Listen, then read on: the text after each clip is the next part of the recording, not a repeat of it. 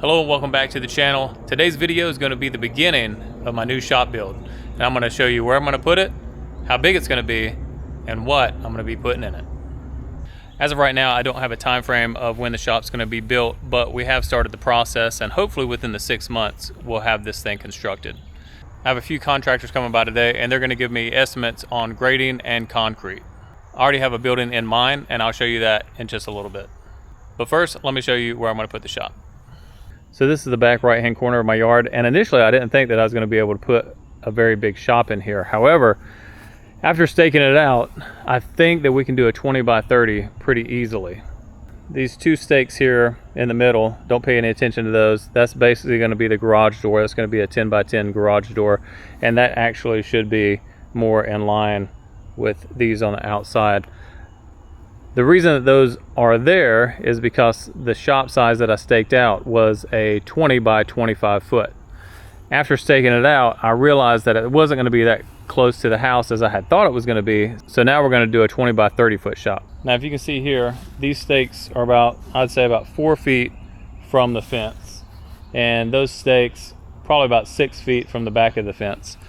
I think what we can do, and I'm not exactly sure what we're going to do yet, it's one of the things I'm going to talk to the contractors about, but my property line is actually over the fence. So what the city requires is that I have to be 5 feet off of the property line from my neighbors. Right now, plenty of room on the side and in the back, but I think we might be able to move this over a little bit closer to the fence and then push this a couple feet further back towards the fence back here, just to give us a little more room away from the house. So the contractors should be here in a couple minutes. So after I get finished with talking to them, I'll bring you back and let you know what they had to say.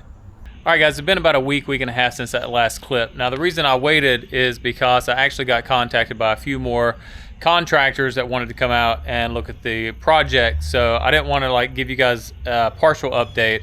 So I wanted them to come out, kind of take a look at everything, and then go from there. So as of right now, I've had 6 contractors come out. I've had 3 general contractors, all prior military. I've had 2 concrete companies come out and 1 electrician come out. So like I said, it's been about a week since everybody's come out, kind of looked over the project. They asked me some questions that I didn't have answers to.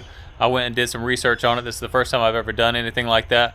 I think we're all pretty squared about what we need as far as for the building, and then also for what the lift requirements are going to take as far as the concrete. So with all that being said, right now I'm waiting for quotes. So far, like I said, it's been a week. I haven't gotten any quotes yet.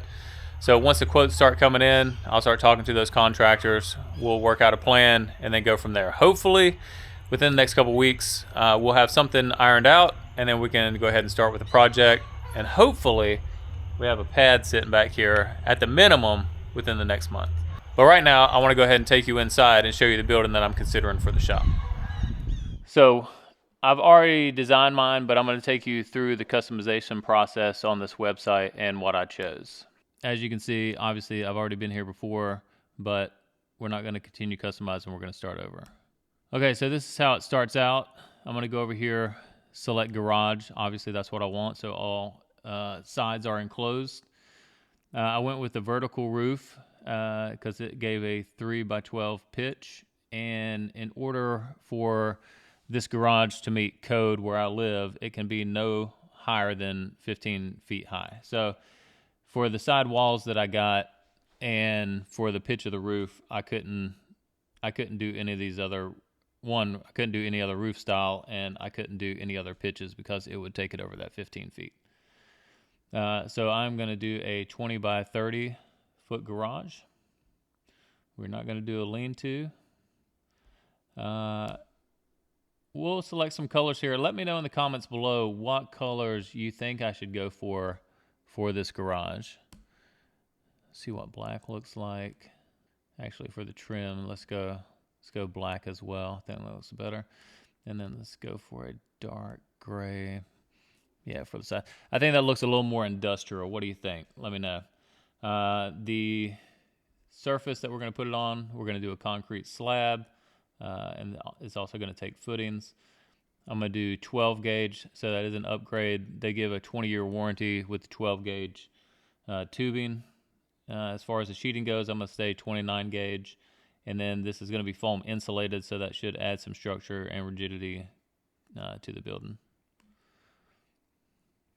And all this is showing, so obviously if you do a carport, you can enclose different sides. If you're going to do the garage, it makes sense to enclose all sides. So this is just showing you that you closed up the sides. As far as the style goes, I just went horizontal. I don't know that it really matters, and I don't really care because it's going to be more workshop, but I also wanted to save money. So I just decided to go horizontal instead of picking either one of these options. All right.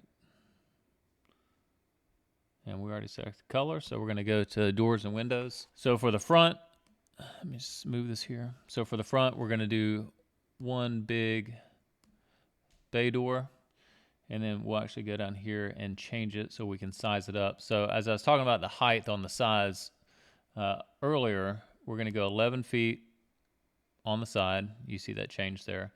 And then with that 3x12 pitch roof that we had, it puts the very top of the roof right here at 14.4 feet.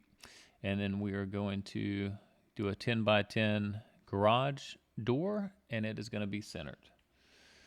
So let's turn it to this side. So this is going to be the side that's going to be facing my yard. So we're going to add a window, and then we're going to add a walk-in door on this side.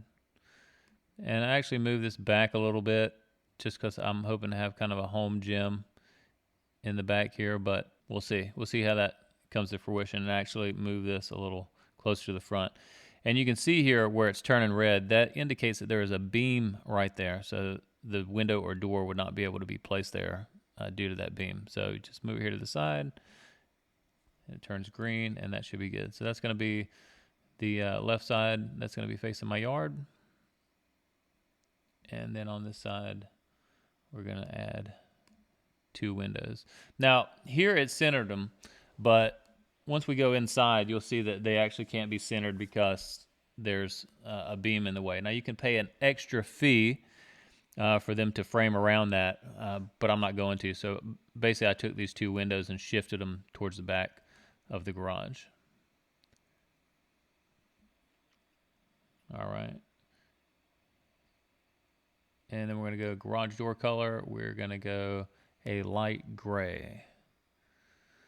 And then if you want to see inside, which is a really cool thing I like about this website, is you click in, and then it takes you inside, and you see exactly, one, how the roof structure is going to be, which was important for me because I'm going to put a lift in here, and I wanted as much room as possible up here on the roof. So the way that they have this constructed, it gives the most room I can get with the height that I'm allowed here at the rooftop. And then if you see this window here, oh, let me move it here. If you see this window here and here, see that beam is in the way. Now they have it where it fits because this is a framed out portion, but that is $150 extra to get that framed out. So basically what I've done is I have moved these back just past those posts so it fits perfectly and I don't have to pay anything extra. My lift is probably going to sit 11 to 12 feet into the shop, and then it also has almost a height of 7 feet that it can raise, so that should be plenty enough room to get under and do the kind of work that I need to do on my vehicles. All right, so we're just going to go out here.